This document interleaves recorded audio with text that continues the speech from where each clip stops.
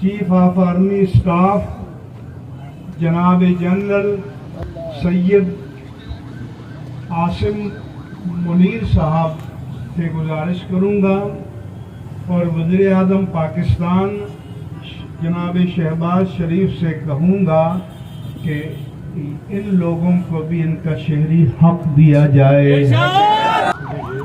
آپ جیسے پرامن تھے ایسے پرامن رہیں. جب تک آپ کی قیادت آپ کو حکم دے اس کے حکم کی تعمیل کریں اور انشاءاللہ تعالی یہ تاریخی ریلی پرامن طریقے سے پائے تکمیل تک پہنچے گی.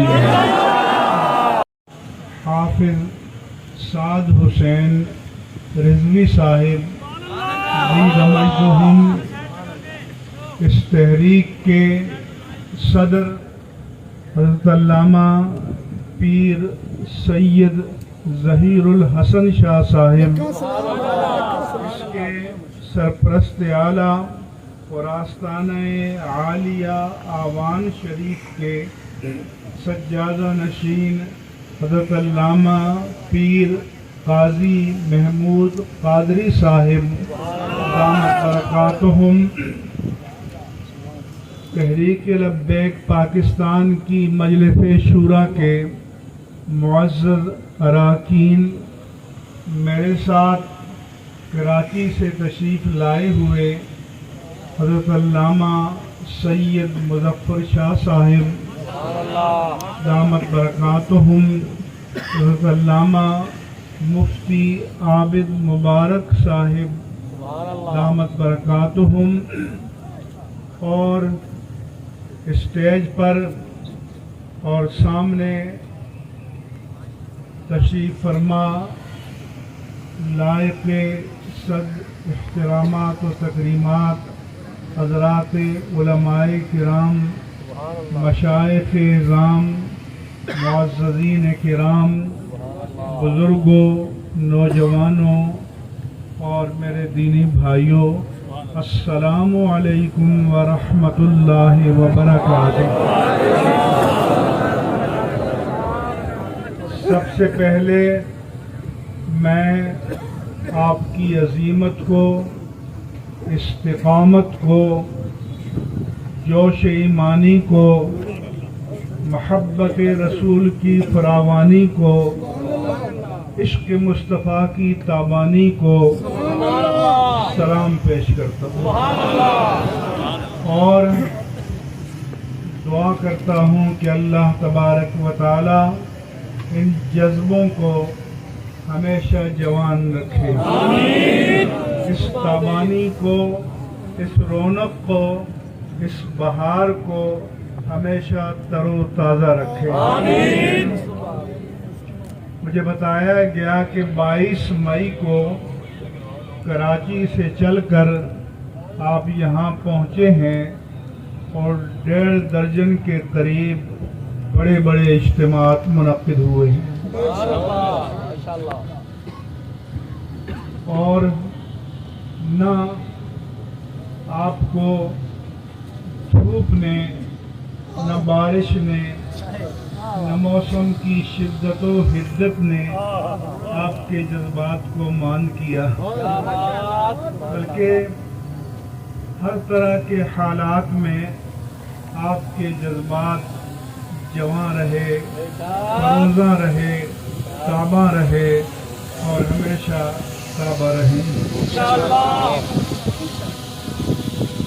اللہ تبارک و تعالیٰ کا فرمان ہے وَشَاوِرْهُمْ فِي الْأَمْرِ.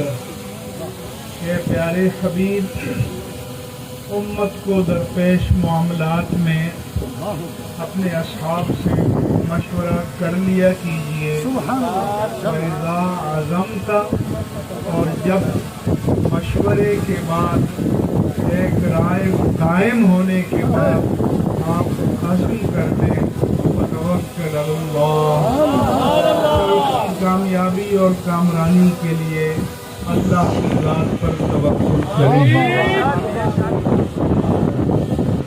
اس لیے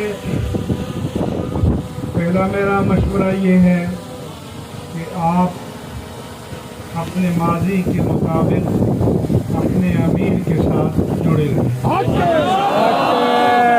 اگر وہ کہیں کہ رک جاؤ تو رک جاؤ، اگر وہ کہیں کہ چل پڑو تو پھر چل پڑو، وہ کہیں کہ بیٹھ جاؤ تو بیٹھ جاؤ، وہ کہیں کہ کھڑے ہو جاؤ تو کھڑے ہو جاؤ۔ اطاعت امیر ہمیشہ سے مسلمانوں کا شعار رہا ہے۔ حالات ناگفتگے پیش آتے رہے ہیں، آتے رہیں گے، لیکن اسلام زمانے میں دبنے کو نہیں آیا، اتنا ہی ابھرے گا جتنا کہ دبا دیں گے۔ اسلام کی فطرت میں قدرت نے لچک دی ہے، اتنا ہی ابھرے گا جتنا کہ دبا دیں گے۔ اس لیے طاقت پر ناز کرنے والے یہ گمان نہ کریں کہ عاشقان مصطفیٰ کے جذبات کو دبایا جائے۔ میں پاکستانی میڈیا سے کہنا چاہتا ہوں کہ جرنلسٹک ایتھکس اور مورالٹی اور اخلاقیات کہاں ہے، کدھر ہے؟ تم ہر گھنٹے شورے دکھاتے ہو، کیا اس کی زکوٰۃ کے طور پر یا رسول اللہ کے نعرے نہیں سنوا سکتے؟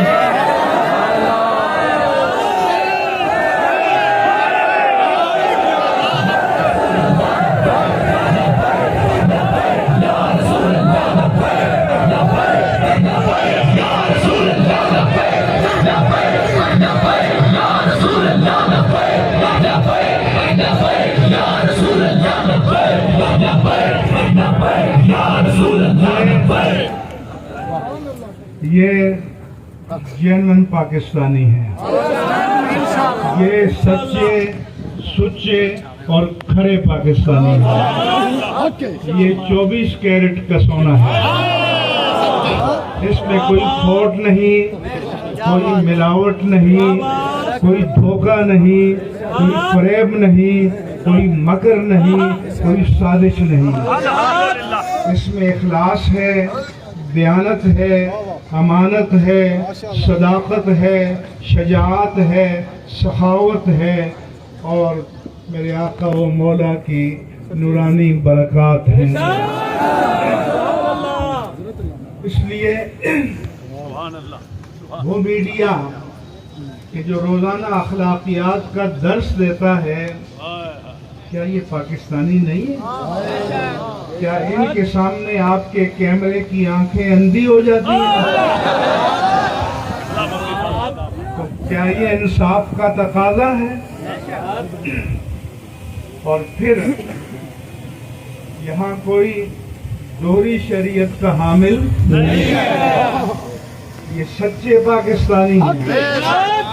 اور یہ مت سمجھو کہ یہ مدارس و مساجد کے لوگ ہیں، صرف یہاں علماء بھی ہیں، تجار بھی ہیں، صنعتکار بھی ہیں، وکلاء بھی ہیں، اساتذہ بھی ہیں، پروفیسر بھی ہیں، کسان بھی ہیں، بوڑھے بھی ہیں، نوجوان بھی ہیں اور بچے بھی ہیں۔ یہ مجمع پاکستان کے پورے معاشرے کی نمائندگی کرتا ہے، اس لیے اس کی قدر کرو، اس سے محبت کرو۔ میں چیف آف آرمی اسٹاف جناب جنرل سید عاصم منیر صاحب سے گزارش کروں گا اور وزیر اعظم پاکستان جناب شہباز شریف سے کہوں گا کہ ان لوگوں کو بھی ان کا شہری حق دیا جائے۔ پاکستان کا پی ٹی وی قوم کے ٹیکس سے چلتا ہے، تو ٹیکس دہندوں کا اسی پر حق نہیں ہے؟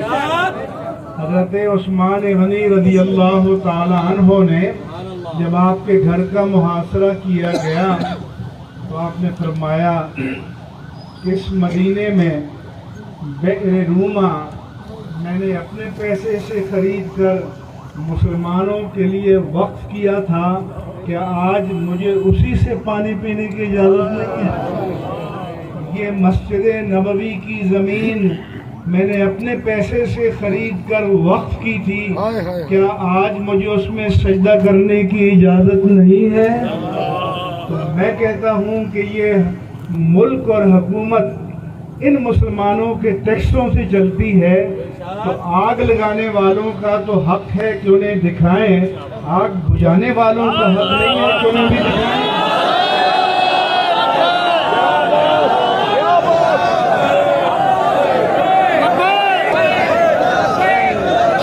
مجھے بتائیں کراچی سے، کیماڑی سے، ساحل سمندر سے یہ انسانوں کا سیلاب چلا ہے، کوئی پتا نہیں گرا، کوئی پھول نہیں ٹوٹا، کوئی گملہ نہیں ٹوٹا، کوئی کنکر اور پتھر کسی نے کسی کو نہیں مارا، تو پھر اگر امن چاہیے تو امن والوں کو ان کا حق دو۔ اگر اس ملک میں امن چاہیے تو امن والوں کی قدر کرو، اس ملک میں سلامتی چاہیے تو سلامتی والوں کے ساتھ انصاف کرو۔ اس لیے آپ جیسے پرامن تھے ایسے پرامن رہیں، جب تک آپ کی قیادت آپ کو حکم دے اس کے حکم کی تعمیل کریں، اور انشاءاللہ تعالی یہ تاریخی ریلی پرامن طریقے سے پائے تکمیل تک پہنچے گی۔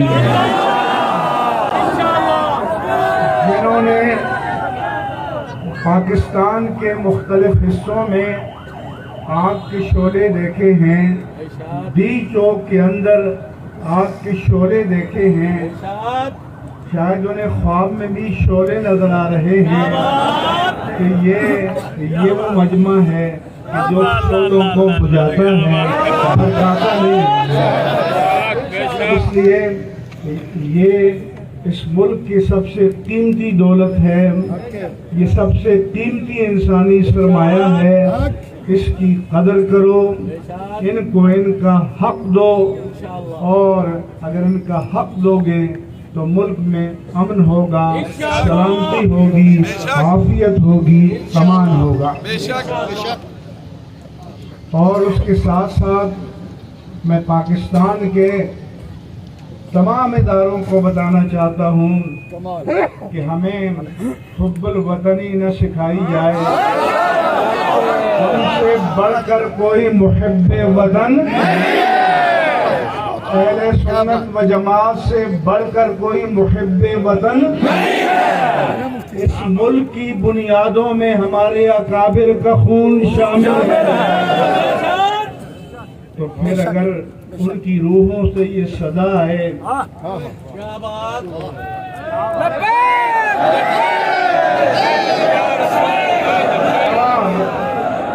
ہمارا خون بھی شامل ہے، ہمارا خون بھی شامل ہے،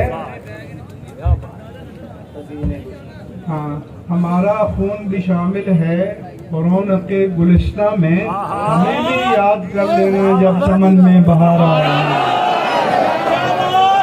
اس لیے ہمارے مشائخ، ہمارے اکابر کہ جب لوگ تحریک پاکستان میں متزلزل تھے، اگر کوئی طبقہ یکسو تھا تو وہ اہل سنت و جماعت کا طبقہ تھا، اور اس ملک میں جب بھی دفاع کے لیے ضرورت پڑے گی تو جیسے یہ بسیں آج یہاں ہیں، یہ مسلح افواج کے ڈسپوزل پر ہوں گے۔